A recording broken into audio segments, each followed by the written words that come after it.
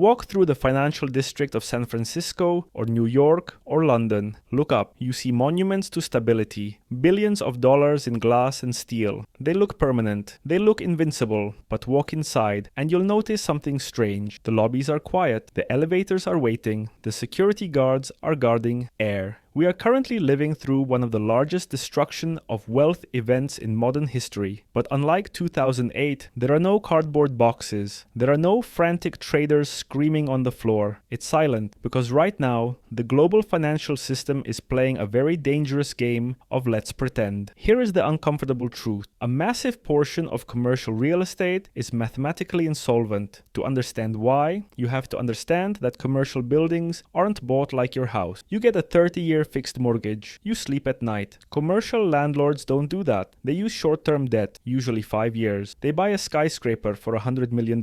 They borrow $70 million from a bank. They count on the rent checks to pay the interest. And they assume that in 5 years, the building will be worth more, so they can refinance the loan and do it all again. It's a perfect perpetual money machine, until the machine breaks. And the machine has broken twice. First, remote work killed the demand. Vacancy rates in some cities are hovering near 25 or 30%. No tenants means no rent. No rent means you can't pay the interest. Second, and this is the killer, interest rates. When these landlords took out their loans in 2019, money was free. Rates were near zero. Today, they are refinancing into a world where debt is expensive. So do the math. The building brings in less money, but the mortgage payment just doubled. Suddenly, the building is worth less than the loan used to buy it. In finance, we call this being underwater. In reality, it's a zombie asset. The owner has technically lost everything. They just haven't admitted it yet. So why aren't we seeing massive bankruptcies every day? Because of a strategy the banks have invented. It's called extend and pretend. See, the banks, mostly the small and mid-sized regional ones, are holding these bad loans. If they force the landlord to pay up, the landlord defaults. The bank takes the keys. But the bank doesn't want the keys, because if they take the building, they have to value it at the current market price. They have to write down a $100 million